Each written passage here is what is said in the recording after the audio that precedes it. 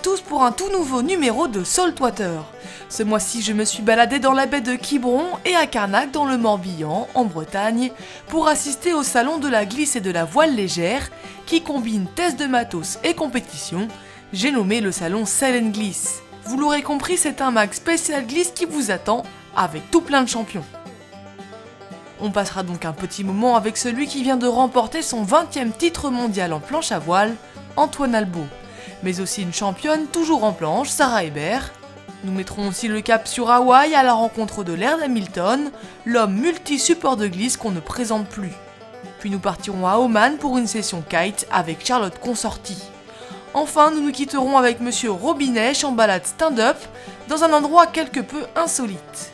Allez, go, retour au salon.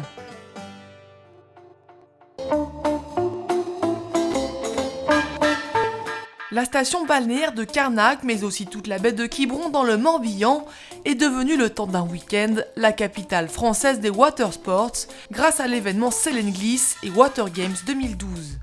Et le salon n'a pas choisi ce lieu pour rien, un site naturel classé parmi les plus belles baies du monde, également spot d'entraînement pour les sportifs de haut niveau. Cette deuxième édition mixait salon de l'essai et compétition, couronnant les riders les plus complets, avec une épreuve de windsurf, de stand-up et de kitesurf. C'était aussi l'occasion pour les amateurs de se mesurer aux professionnels. Pendant 4 jours, la grande plage de Carnac a reçu des centaines de visiteurs, venus pour tester le matériel ou découvrir les nouveautés 2013. Planche à voile, dériveur, kitesurf, kayak, stand-up paddle, wakeboard, mais encore bien d'autres, tous taillés pour la glisse, à la voile ou à la rame, mais tous sans moteur.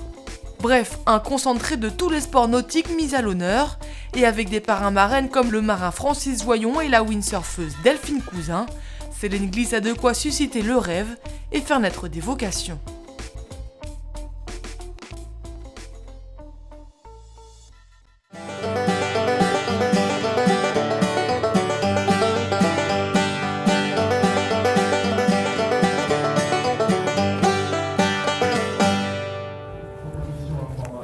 Quand le kitesurf est apparu, nombreux sont les windsurfers qui sont partis vers ce nouveau sport. C'est vrai que ça donne envie, un apprentissage plus rapide, des super sauts et la possibilité de naviguer dans un vent moins soutenu qu'en windsurf. C'est d'ailleurs le chemin qu'a suivi Charlotte Consorti. En 1999, elle vend tout son matériel de windsurf pour acheter sa première aile de kite. Ça sera d'ailleurs pour elle une vraie passion puisqu'elle est aujourd'hui kiteboardeuse professionnelle. Elle a même battu le record du monde de vitesse. Mais évidemment, à côté de ça, il y a aussi des trips. Je vous propose de regarder ensemble son voyage à Oman. Charlotte Consorti est une jeune kitesurfeuse qui a la bougeotte. La française est tout simplement la femme la plus rapide du monde sur l'eau depuis 2010, mais elle préfère de loin les voyages à la compétition. Elle ne s'arrête jamais et son dernier trip nous emmène à Oman, au Moyen-Orient.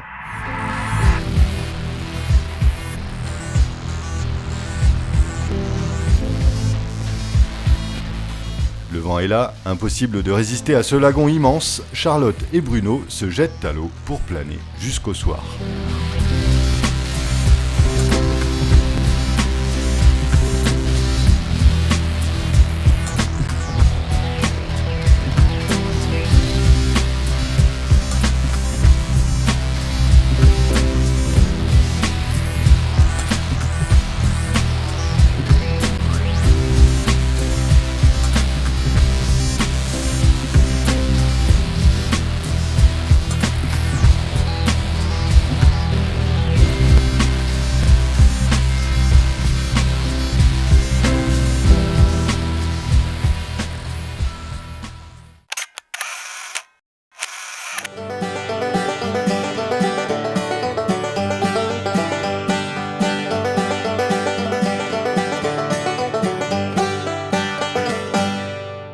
Alors me voici maintenant en compagnie de Sarah Hébert. Salut Sarah. Salut.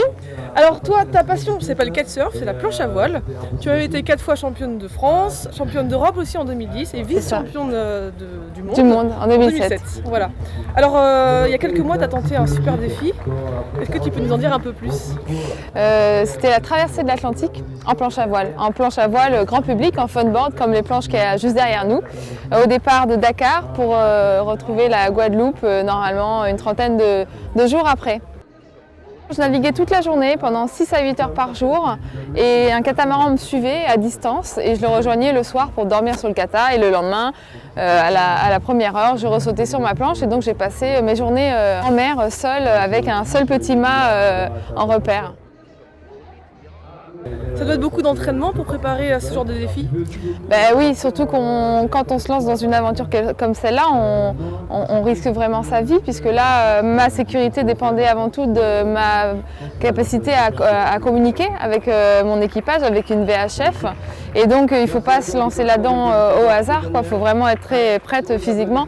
Et même dans ces conditions-là, on prend quand même de gros risques. Alors Sarah, t'es pas allée jusqu'au bout de ce défi. Qu'est-ce qui s'est passé? Qu'est-ce qui t'a manqué pour finir?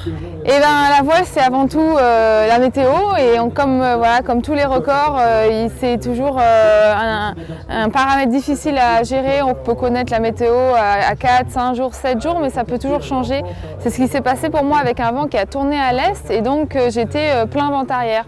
Plein vent arrière en planche à voile, c'est extrêmement physique et voire vraiment impossible à tenir comme position pendant des heures. Donc j'ai tout donné, j'ai navigué pendant 12 jours, 8 heures par jour et puis un matin je suis partie à l'eau avec des pertes de connaissances, toute de la vision, j'ai simplement atteint mes limites physiques, voilà. Je suis arrivée au bout de ce que je pouvais donner. D'accord, mais pour toi c'est quand même une réussite, c'est une belle expérience?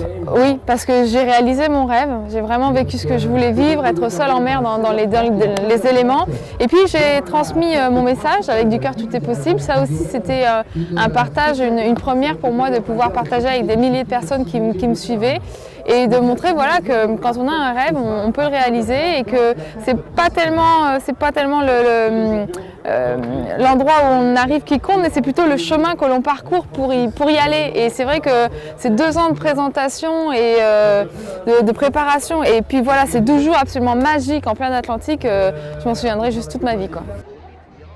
Aujourd'hui Sarah, quels sont tes projets? J'ai cru comprendre que tu t'intéressais de près à la voile, est-ce que je me trompe? Non, tu ne te trompes pas tout à fait. C'est vrai que moi j'ai grandi sur un voilier, donc le large ça m'attire de plus en plus. Cette aventure en planche à voile dans l'Atlantique, ça a confirmé que j'étais vraiment faite pour ça. Et plus que la voile, c'est vraiment l'aventure et les expéditions qui me motivent. Donc je prépare quelques expéditions en stand-up paddle et en planche à voile pour l'année à venir. Et je me mets également aux classes 40, une discipline de la course au large, un voilier de 40 pieds. Ce qui est sympa, c'est de pouvoir avoir tous les jouets pour naviguer, peu importe les conditions, l'état de la mer et profiter de ce que peut nous offrir l'océan. Sarah, si tu fais du stand-up paddle, je pense que ce qui va suivre va te plaire. On va tout de suite en Alaska retrouver Roby Nesh, il est en trip stand-up paddle. Vous allez voir, c'est des images très nature.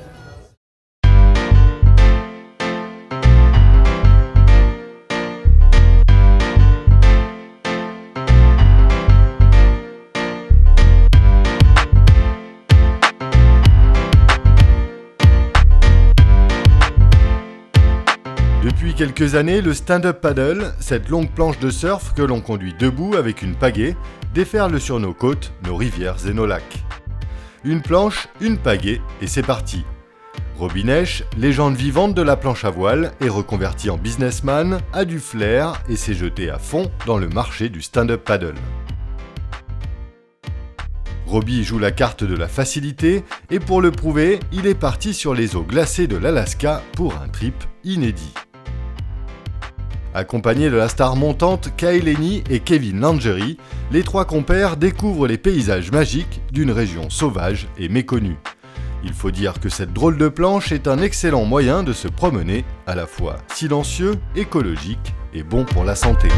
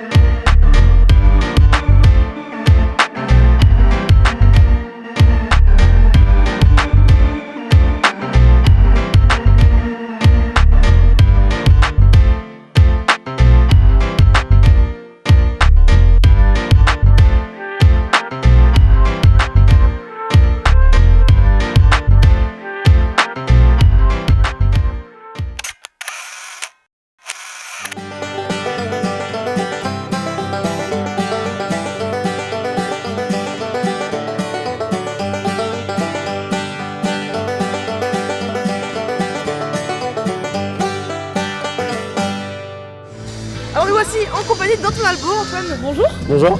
Alors Antoine, pour les rares personnes qui ne te connaissent pas encore, tu es un windsurfer professionnel et tu es même le sportif français le plus titré, tous sports confondus. Voilà. Alors tu viens de gagner ton 20e titre mondial, c'est exceptionnel.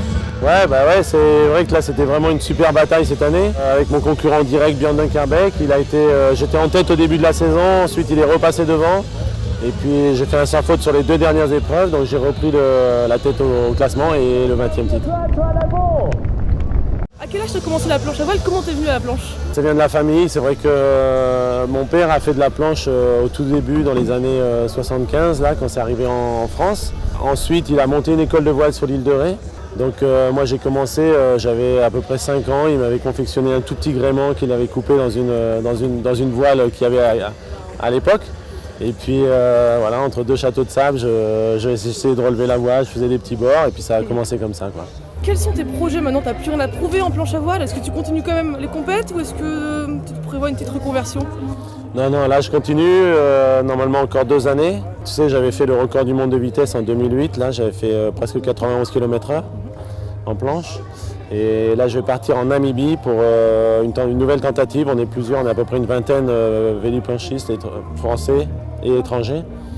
Tout le mois de novembre. Maintenant c'est mon objectif de fin de saison. Ouais. Est-ce que tu pratiques un autre sport de glisse que le windsurf? J'en fais plein, ouais. Et j'essaye tout. Donc le stand-up paddle? Ouais, je fais du kite, je fais du surf, je fais du skate, je fais du snowboard, je fais du wakeboard, du foil, je fais plein de choses. Je sais que tu vas souvent à Hawaï pour t'entraîner, pour tester du nouveau matos.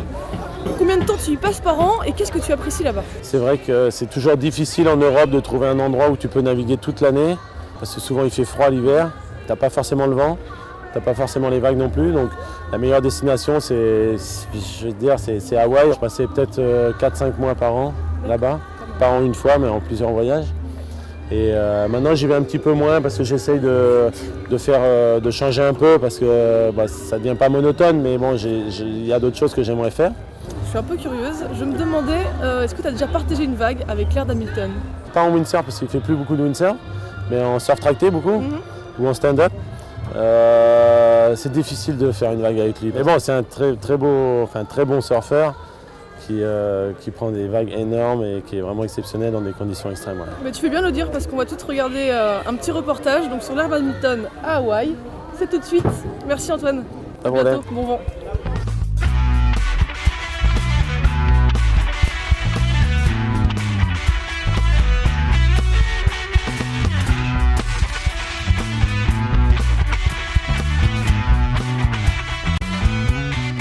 Laird Hamilton est une espèce d'icône vivante qui concentre tous les mythes et les clichés associés au surf. Avec son physique de gladiateur, sa belle gueule et ses mèches blondes, il incarne l'archétype du surfeur. Mais au-delà du charisme du bonhomme, à 48 ans, Laird Hamilton a à son actif pas mal d'innovations dans le surf et ses dérivés. Depuis une dizaine d'années, c'est lui qui a remis au goût du jour le stand-up paddle, une pratique ancestrale hawaïenne. Toujours à la recherche de nouvelles sensations et de moyens pour surfer des vagues de plus en plus grosses, Laird a trouvé là un support à sa mesure. En stand-up, il peut faire parler sa puissance et sa technique de surf irréprochable.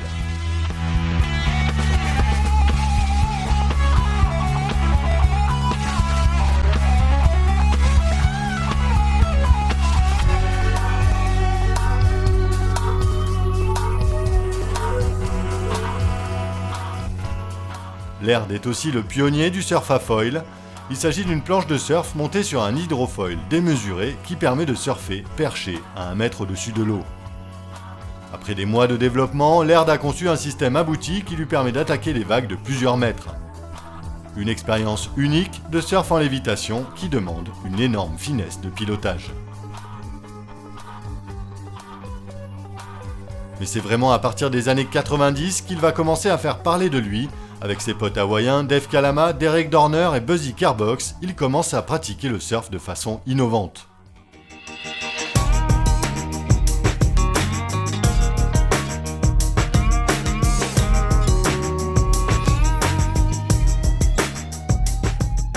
Convaincu qu'il peut dévaler des vagues géantes en se faisant tracter par un engin à moteur, Laird raccourcit ses planches, fixe des cale-pieds et utilise un jet ski pour se lancer dans la pente. Dans son concept, il met en avant la similitude évidente avec le snowboard, et ça marche, le tow-in est né, le surf rentre alors dans une nouvelle ère.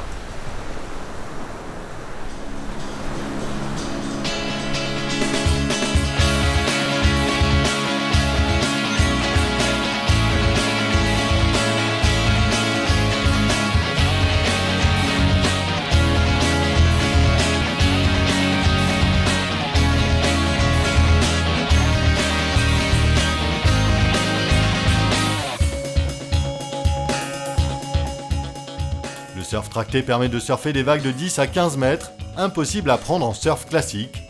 Les vagues de cette taille se déplacent trop vite pour être prises à la rame allongée sur sa planche. Même si certains puristes ont crié au scandale, la solution de l'air d'Hamilton est aussi simple qu'efficace. Cette pratique s'est d'ailleurs développée sur tous les spots de gros de la planète.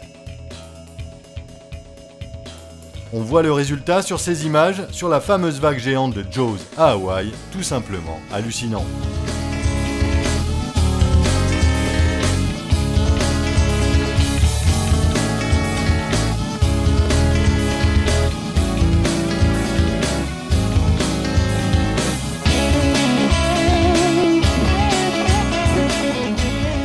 L'air d'Hamilton est pour l'heure le maître incontesté du surf de grosses vagues, et sans doute pour encore longtemps.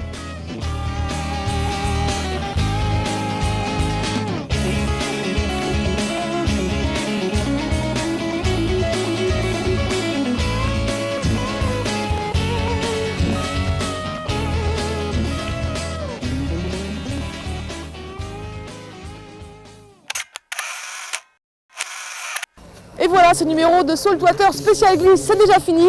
Je vous dis à bientôt pour un prochain numéro. Bye bye.